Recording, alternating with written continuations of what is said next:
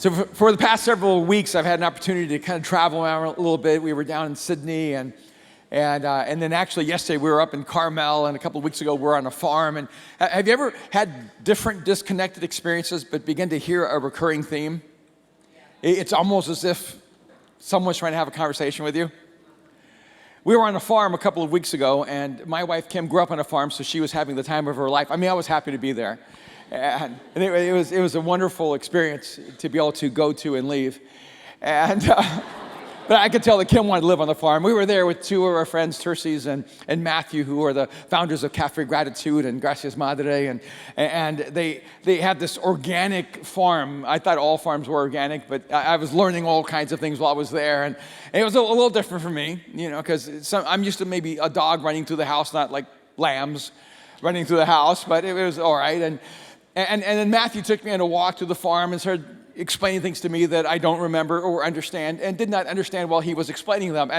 But it didn't look like a farm, because I had in my mind an idea, because what I'd seen is farms where there are perfect rows and there are tomatoes, or oranges, or whatever it may be. But theirs was not like that.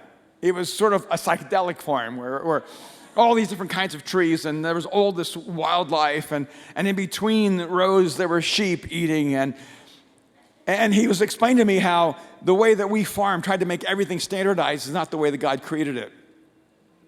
That we tend to standardize things, and because of that, it loses its dynamic. And he starts walking me through how these different trees have a community together, and they have an internet system that they communicate, and they pass on to each other minerals that they need. And I'm just, my mind is just being blown away. And then he's explained to me why they have sheep in between all the different rows of plant life.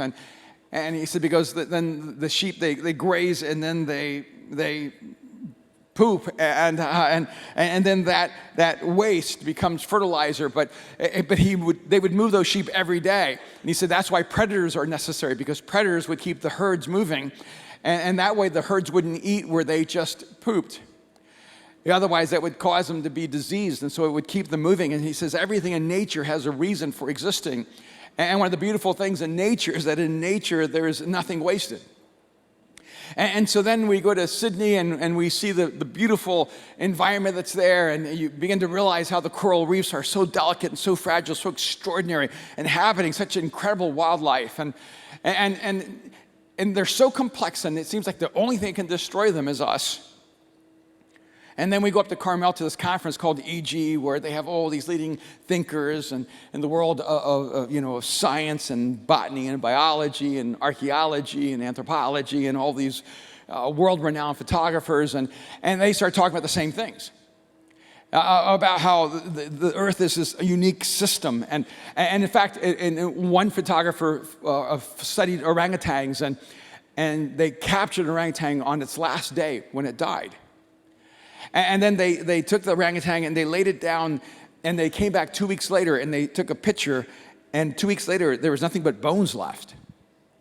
They said because in nature there is nothing wasted. And so over this 2 weeks, the insects ate that orangutan, and it was all gone. So this is incredible. This makes so much sense, because I've never really understood how the ocean doesn't get polluted except by us, because there are all these animals like fish, crustaceans, sharks, octopus. They all live in the ocean, and they're all pooping. Like, I'm thinking, like, they're all living. They're doing life in the ocean, but they're not ruining the ocean. How's that possible?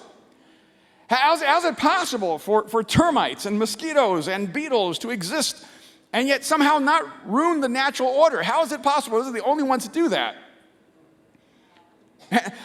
Because then I saw these terrifying photographs of plastics and how we're destroying the environment, destroying the ocean, and I started processing in my mind going, Kim, do you remember when we were younger, they told us to stop using paper bags, to use plastic, because plastics were better than paper? And yet we create things that seem to stop the cycle of recreation. I started wondering if that's the way it is with God in relationship to us. Is it possible that you ever felt like your life has been wasted? You ever felt that a season in your life was wasted, or maybe you wasted a moment? Because I know, I've looked back at my life and thought, man, did I just waste that season of my life? Sometimes I waste a season. Sometimes it looks like that season is my entire life. Have you ever had a moment where you look back and go, I wonder if I wasted my life? See, here's a strange thing. If you actually live an unnatural life outside of the way God created you to live, if you become plastic rather than human. And then you start wondering if your life is wasted. But I want you to know something. God has an amazing way that no matter what you've been through, no matter where you've been, what journey you've been on, that God has an incredible way of pulling you together, because with God, there is nothing wasted. And so I was looking at Moses' life, because Moses is one of those lives, it has an epic ending and a really horrific beginning and middle. You have to wait a long time for the epic ending. And so Moses' story is kind of written fast at the beginning and then slow at the end. A lot of focus on when Moses made a difference in the world, and very little focus on when Moses didn't know if he was different at all. But there's a moment in Acts chapter 7 when Stephen, giving the only message he's ever given, because then he was stoned to death, talks about Moses. And beginning in verse 20, he says, at that time, and we'll talk about what that time was, but at that time Moses was born. And he was no ordinary child. And by the way, I want you to know that when you were born, you were no ordinary child. You qualify. No matter what anyone else has ever told you about you, you were extraordinary when you were born. I'm convinced there's never been an ordinary child born on this planet, and yet the tragedy is a lot of us live painfully ordinary lives. So maybe the question is, how did we begin so extraordinary and so ordinary? At the time Moses was born, he was no ordinary child. For 3 months, he was cared for by his family. Then he was placed outside. Pharaoh's daughter took him and brought him up as her own son. Moses was educated in all the wisdom of the Egyptians and was powerful in speech and action. When Moses was 40 years old, he decided to visit his own people, the Israelites. He saw one of them being mistreated by an Egyptian, so he went to his defense and avenged him by killing the Egyptian. Moses thought that his own people would realize that God was using him to rescue them, but they did not. The next day, Moses came upon 2 Israelites who were fighting. He tried to reconcile them by saying, brothers, man, you are brothers. Why do you want to hurt each other? But the man who was mistreating the other pushed Moses aside and said, who made you judge and ruler over us? Are you thinking of killing me as you killed the Egyptian yesterday? When Moses heard this, he fled to Midian, where he settled as a foreigner and had 2 sons. After 40 years had passed, an angel appeared to Moses in the flames of a burning bush in the desert near Mount Sinai. When he saw this, he was amazed at the sight. As he went over to get a closer look, he heard the Lord say, I am the God of your fathers, the God of Abraham, Isaac, and Jacob. Moses trembled with fear and did not dare to look. Then the Lord said to him, take off your sandals, for the place you are standing is holy ground. I have indeed seen the oppression of my people in Egypt. I've heard their groaning, and I have come down to set them free. Now come, I will send you back to Egypt. This is the same Moses that had been rejected with the words, who made you ruler and judge? He was sent to be the ruler and deliverer by God himself. Through an angel who appeared to him in the bush. He led them out of Egypt and performed wonders and signs in Egypt and at the Red Sea and for 40 years in the wilderness. This is the Moses who told the Israelites, God will raise up for you a prophet like me from your own people. I love the story of Moses for a number of reasons, but one of the reasons is that his story is unexpected. It's, to me, a wonderful reminder that how you start doesn't have to be the way you finish. Because I don't know about you, but sometimes I feel like I got a bad start on life. And I'm spending a lot of my life trying to catch up with everyone else who got a really good start. See, the opening phrase in verse 20, at that time Moses was born, what he's actually saying is it was a really bad time to be born. It was a really bad time and a bad place to be born. Have you ever wondered why God picked where you were born, to whom you were born? Why did you give me the parents I have? Why did you make me the color I am? Why did you give me the disadvantages that I have? At that time, Moses was born. At that time, it says there was a Pharaoh who did not remember Joseph. He did not remember how good God had been to Egypt through the Hebrews. He had forgotten that they were at peace and that God had called them together, that God had brought Egyptians and Hebrews together and made them one people. He had forgotten how good God was. And so he decided to wipe out the Hebrews. And so he sent out an edict to kill all the firstborn sons. And Moses was born as a firstborn son. And he should have been killed at that time. See, maybe you thought you were born at a disadvantage. And one of the things that Moses' story can let you know is it doesn't matter how you start. You don't have to finish like that. I remember when I was in high school, I was in the regional finals for track and field. I was a high hurdler, and I was so nervous. It was a night meet, and I've always had stigmatism, so at night, all the lights would blur, and so everything just felt so surreal to me, and my heart was pounding against my chest, and we were setting up blocks, and I was running late from one event to event, and so I went over there, and I set the starting blocks exactly how my feet needed to be, and then I got myself ready to go, and I remember when the race was about to start, and he said, set, and then the gun set off, and everybody just exploded out of their blocks, except for me. My blocks went shooting in the opposite direction, and I went face down into the ground. Because it's the first time I ever raced in a cindered track, and I don't know if I forgot or didn't do it right, but I did not nail the spikes that held the blocks into the ground. And so the entire force of my energy, instead of thrusting me forward, sent the blocks backwards. And it was the most humiliating moment up to that point in my life, to watch everyone taking off running and knowing there was no way I could ever catch up. In many ways, that moment felt like a metaphor for my life. It felt like I was always starting late. You know, sometimes you can say you're a late bloomer. Sometimes you can just feel like everyone is just moving faster than you. But I want you to realize that Moses started his life in the worst of situations. In verse 21, it says, when he was placed outside. That phrase has so much texture to it. Because what was going on here was that they were killing all the firstborn sons. And so they had to find a way to save their son, but they didn't know how to save their son. So Moses' parents put Moses, who was a little infant, into a small basket and dropped him into the river, where he could be eaten by crocodiles or drown a painful death. He was placed outside because there's nowhere safe inside for him.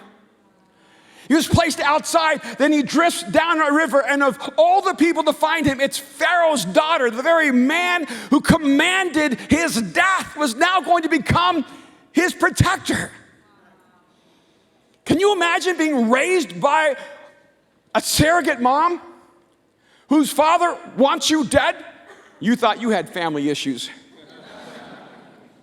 And then on top of all that, his real mother comes to work for his not real mother, and he's not a Hebrew anymore because he's now an Egyptian, but he's not an Egyptian because he's actually Hebrew, so he doesn't know who he is. Moses was placed outside.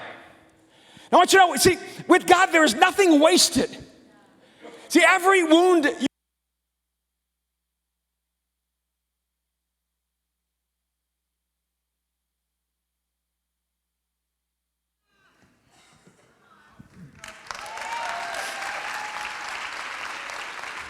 everything you've ever suffered.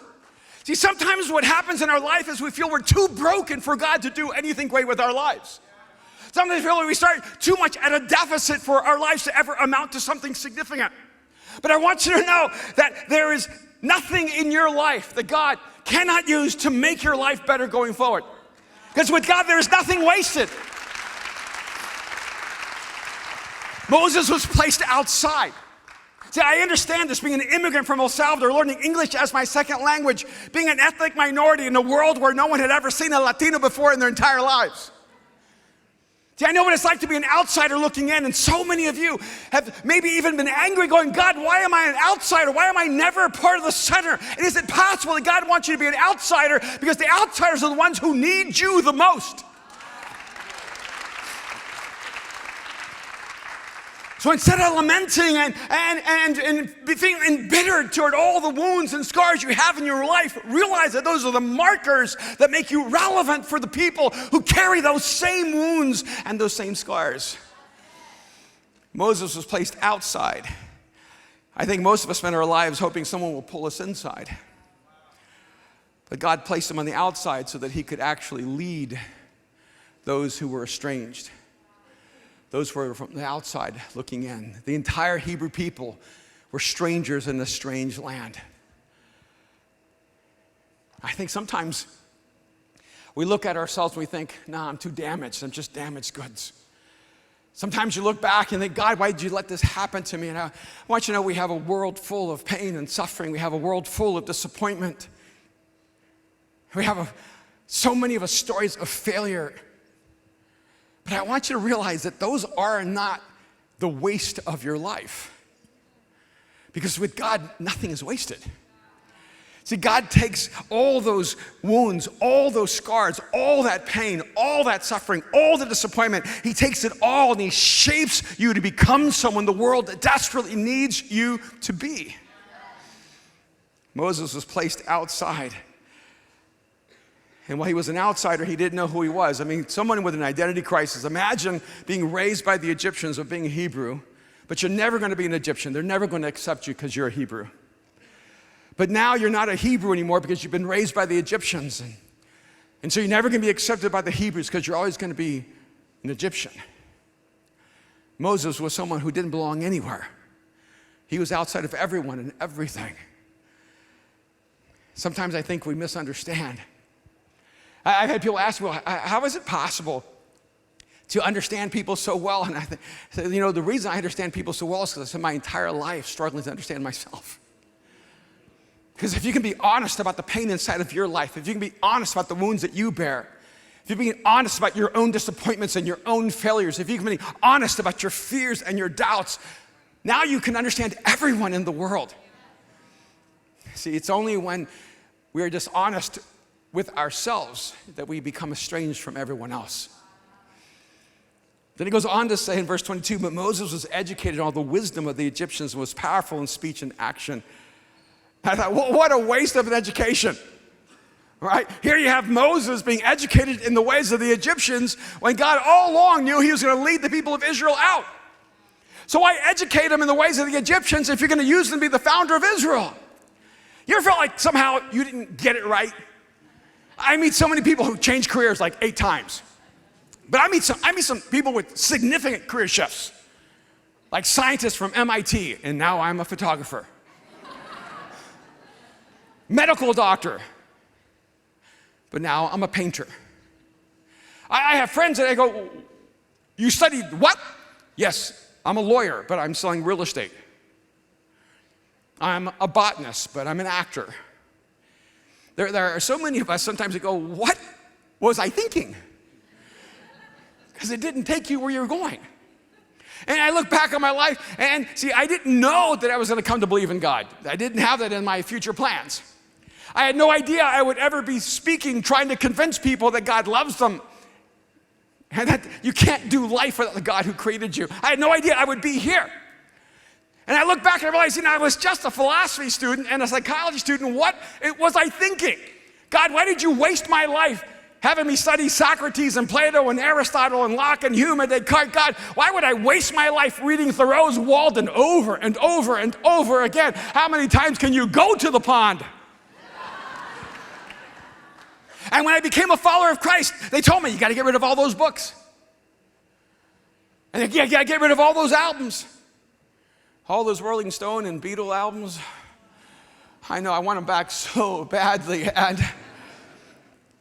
And for a while, I was taught that I had wasted my life studying the wrong things because they didn't prepare me for the life that God had for me. And then I found out that Moses was educated in the wisdom of the Egyptians, and this was God's strategy for him. See, some of you don't even realize that your education is not accidental. That what you've learned in life is not incidental, that what God has placed inside of you, wherever you learned it from, it actually matters. There's a contribution you can make to the world. It doesn't matter what domain or discipline, doesn't matter if you studied art or architecture, whether you're a scientist or an educator, it doesn't matter if you're an artist or a writer, if you're a barista or a salesman. It doesn't matter what your skill set is. God has been sending you through school so that you can make a difference in the world.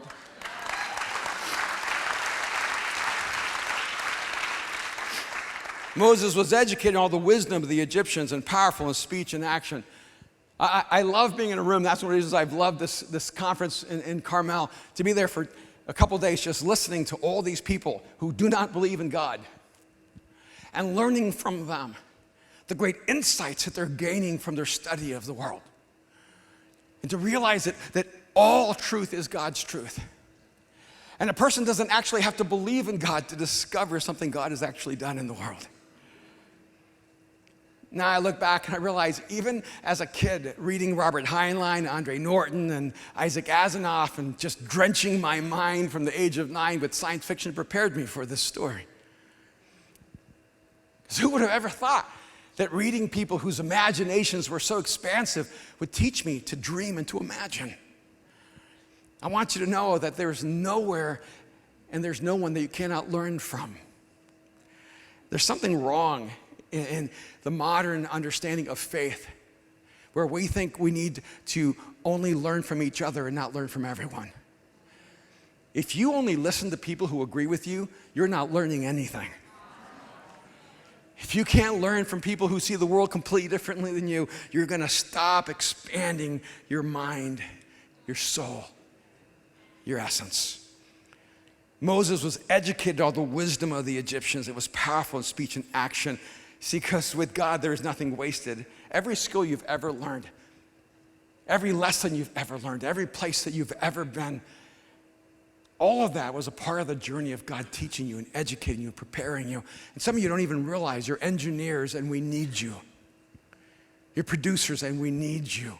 You're teachers and we need you. You're artists and we need you. You're dancers and we need you. You have a unique contribution that only God has placed inside of you, and the world needs you to use it as a gift to the world. But when Moses was 40 years old, he decided to visit his own people, the Israelites. He saw how one of them was being mistreated by the Egyptians, so he went to his defense and avenged him by killing the Egyptian. Anybody think that's a good idea? Yeah, I think it's funny. When I listen to people talk about people in the Bible, whenever it's the hero, we always act like everything they did was right. See, this is wrong. We always try to justify, oh yeah, but he was on God's side. No, this was a terrible thing to do. See, Moses killed someone, and he wasn't supposed to. God did not want him to. He saw one of them being mistreated by the Egyptians, so he went to his defense and avenged him by killing the Egyptian. I love what it says in verse 25. Moses thought that his own people would realize that God was using him to rescue them, but they did not. Wow, how surprising. They don't trust a killer. Moses thought, hey, here I am. Just kill this guy for you. And he's surprised that they didn't see God in him. This just, to me, makes clear how broken Moses was. He was so broken in his identity. He was so broken in his essence. He thought that God would want him to kill an Egyptian. You know why Moses came to that conclusion? Because that's what he was taught. See, he was raised in the house of Pharaoh. See, when Pharaoh disagreed with you, he killed you. When Pharaoh didn't want you around, he killed you. When Pharaoh didn't like what you're doing, he killed you. He had one solution to every problem. So Moses here was like his father, Pharaoh. He did what Pharaoh would do. He saw an Egyptian, he didn't like what he was doing, and he killed him. The next day, Moses came upon 2 Israelites who were fighting. He tried to reconcile them by saying, men, you are brothers. Why do you want to hurt each other? Which is kind of funny. He's saying, shouldn't you guys treat each other better? Not like I killed the Egyptian yesterday because he doesn't count. Isn't that funny how we give ourselves permission to hate the people we hate? But the man who was mistreating the other pushed Moses aside and said, who made you ruler and judge over us? Are you thinking of killing me as you killed the Egyptian yesterday? This is so telling because Moses didn't feel guilty until he was caught. When Moses heard this, he fled to Midian. That's how I know he knew it was wrong. He ran for his life, where he settled as a foreigner and had 2 sons. That phrase, where he settled, where he settled, where he settled. See, I think so many of us feel like our lives are wasted. Not just because we're so broken or we have so many wounds or we have so much pain that we're carrying into the future. And by the way, the only way you're ever going to get past the pain of the past is to forgive. One of the things I noticed about Moses, he never goes back to try to retaliate against Pharaoh. Even when he knows he has the power of God, he never uses any of that power for his own personal vengeance. He doesn't carry that bitterness going forward. He just puts it behind him. And sometimes we feel like we just haven't been prepared for the challenges God has ahead of us. But I want you to know that God has been preparing you. You just don't realize you've been in his school. You don't realize that God has been educating you, that God has been putting in you what you need for the future. But I want you to realize that with God, there's nothing wasted even in your failures. Every time you failed, there's this instinct that says, I've just wasted my life. Here Moses kills someone and he runs for his life and he wastes the next 40 years of his life wandering in a wilderness being something he's not supposed to be. You ever felt like you made a choice that cost you your future? You ever made a decision that you knew the consequences were just so overwhelming? Have you ever had that moment you just wished, oh God, just kill me? Nah, not you.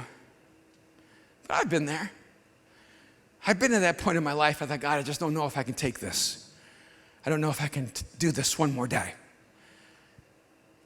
God, I don't know if I can carry the weight of this.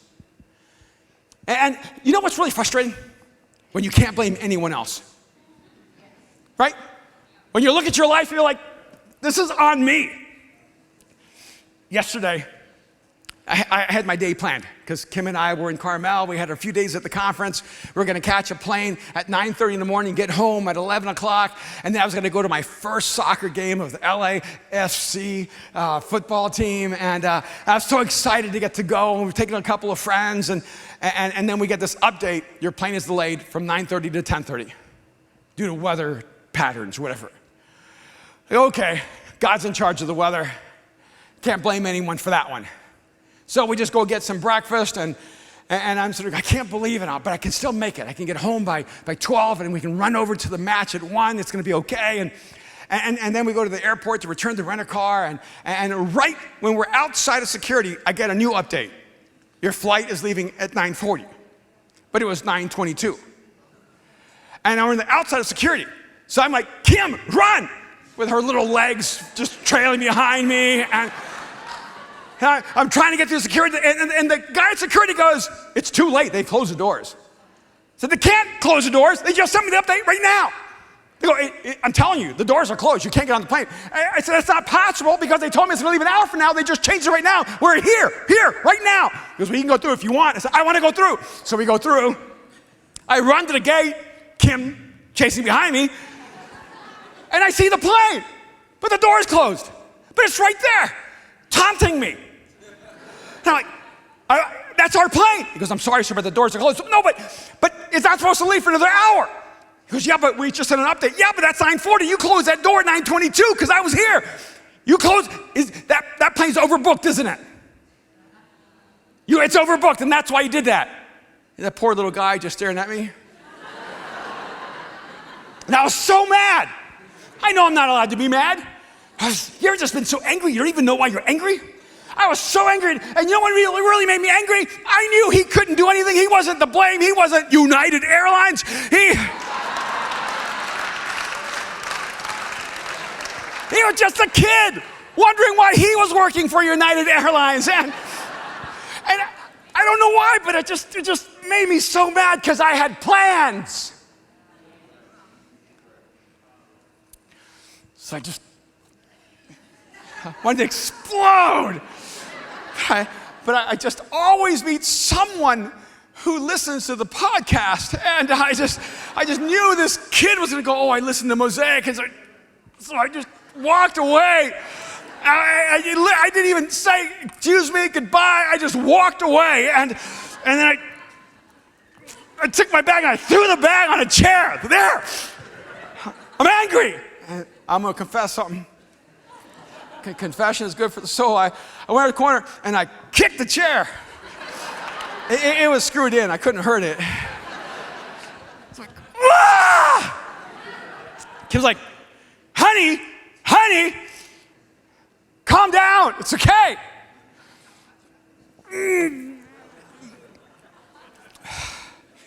That poor kid. If you're listening, I am so sorry. I wanted someone I could blame for what was out of my control. And there was no one to blame.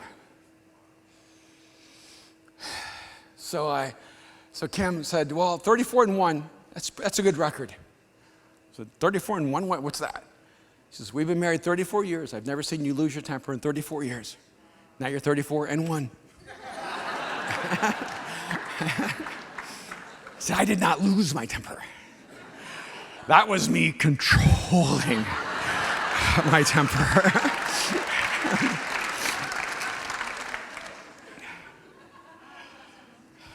But you know what I found in life?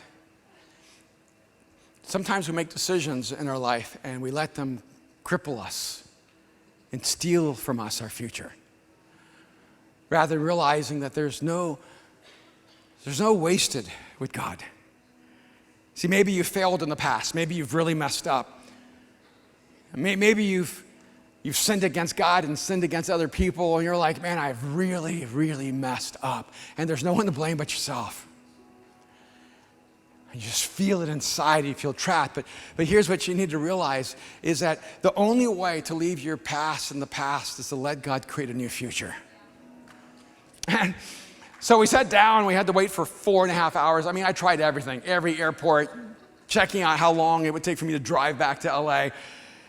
And eventually, 4 different people got to use my tickets and have an experience they wouldn't have had if I had made it home. And so God multiplied that good to other people.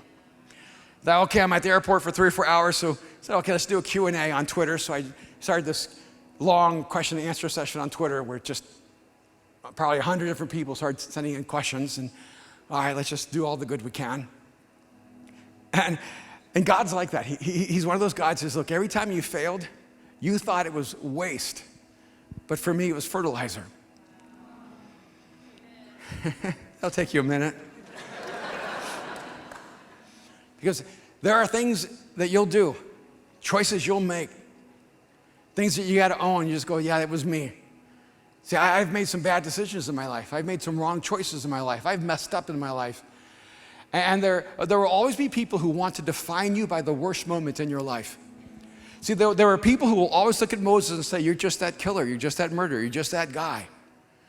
And they'll never see who God made him. They just see who he was. But you cannot let other people keep you in your worst past. You cannot allow other people to define who you are and who you will become. You need to realize that with God, there is no waste. So every failure God will use as a way of making you stronger. Every failure God will use as a way of making you more honest. Every failure God will use as a way of making you more authentic. Every failure God will use to make you a person who's more trustworthy. Every failure God will use to make you a success. He settled as a foreigner. See, I think for most of us, we don't keep repeating the same destructive behavior all of our lives. Most of the time, we just end up settling for a lesser life. See, I wonder if God was writing your story, if right now he would say, and he settled, and she settled. There's some of you here, you settled for less because you believed what other people said about you. You settled for less because you thought you were your worst moment. You settled for less because you did not believe God could create a new you. You settled for less when God has always created you for more. And he settled as a foreigner. And after 40 years had passed, that's a long time. I don't want you to wait that long.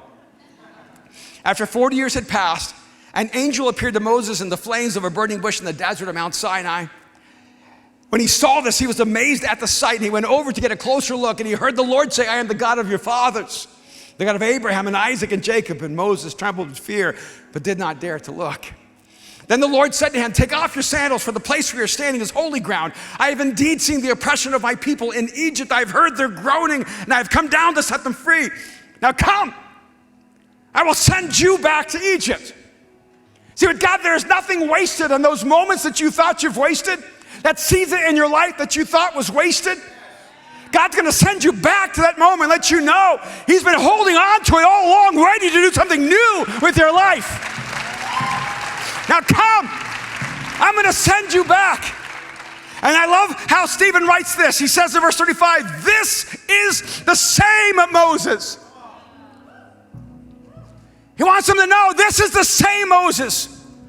The same Moses that came out of brokenness, the same Moses who was thrown out into the river, the same Moses who was raised by the Egyptians, the same Moses who never knew who he was, that same Moses who killed the Egyptian, that same Moses that ran for his life, that same Moses God took and used to set his people free.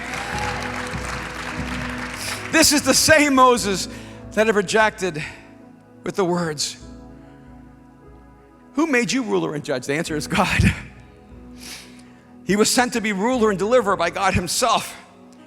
So the angel appeared to him in the bush, and he led them out of Egypt and performed wonders and signs in Egypt at the Red Sea and for 40 years in the wilderness. This is the Moses who told the Israelites, God will raise up for you a prophet like me from your own people. You know what's curious? Even when Moses was running, God was preparing him. 40 years Moses wandered in the wilderness alone. And now for 40 years, he's going to lead the Hebrews through the wilderness. You thought it was wasted time. You thought it was all a waste. But God has been turning it into a fertilizer. God has been taking all of your brokenness. God has been taking all of your failures. God has been taking all the moments that you thought were wasted that you could never get back. See, I've sat in a moment and I've looked back at my life and I said, God, have I wasted my life? Have I lived the life you created me to live? God, have I done what I should have done? Have you ever felt that in your soul going, have I wasted my life? And I want you to know, see, with God, there's nothing wasted. Even when you mess up, even when you run away, even when you're filled with fear, even when you're trapped in doubt, see, even when you've made the worst decisions of your life, I want you to know you are not stuck there, because with God, there is nothing wasted in your life.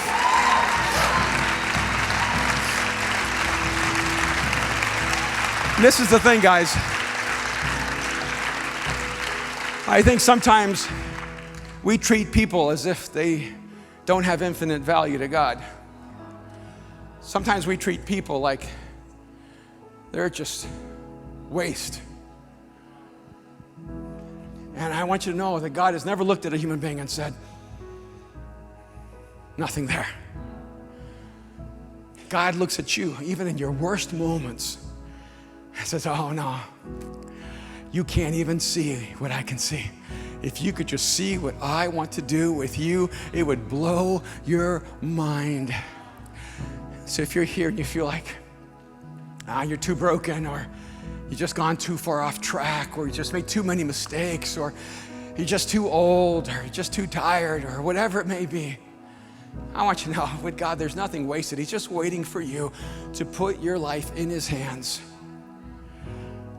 You know, only humans have two different disposable trash cans for the waste and the recyclable, right? You know, everything else in creation, there is no waste. It's all recyclable. It all returns back and brings life. So maybe it's time to stop living our lives making plastic. Let's stop being artificial and fake. Let's stop being self-destructive and realize, you were made of divine material. And whatever you've done, wherever you've been, or wherever you're right now, your soul is waiting to once again, beautifully, wonderfully reflect the image of God. Because with God, there's nothing wasted. Would you just bow your head to me for a moment? Just close your eyes. If you're here right now and you need God to restore your life, to take what feels like it's been wasted and make you new, I want to invite you to cross the line of faith and to trust Jesus with your life. When Jesus died on the cross 2,000 years ago, when he rose from the dead, he was declaring once and for all that he can take you from death to life. He can take you from darkness to light. He can take you from despair to hope. He can take you from hate to love. He can take you from bitterness to forgiveness. You just have to let him. So if you're here right now and you're ready just to put your life in his hands so that nothing will be wasted, I want you to pray a simple prayer with me, just one sentence. Jesus, I give you my life. Right now, just whisper that to him. Jesus, I give you my life. There's so much more that you and God need to talk about, but this is where the conversation has to begin. Jesus, I give you my life. Right now, just cross that line of faith. Right now, just open yourself to him. Right now, let him take all the brokenness, all the hurt, all the wounds, all the fear, all the doubt. Let him take it all the guilt, all the shame. Let him take it all right now. Let him take all of you and make you new right now. Jesus, I give you my life. Jesus, I give you my life. If that's your prayer right now, Jesus, I give you my life. I want to pray for you. If that's your prayer right now, I just want you to hold your hand up high and say, yes, this is my prayer. Jesus, I give you my life. Beautiful, wonderful. All over the room. Anyone else right now? Jesus, I give you my life. Right now. Just declare it. Jesus, I give you my life. Right now, if that's you. Just hold your hand up high for a moment. I want to see you. I want you to acknowledge it in this moment. I want you to cross that line of faith.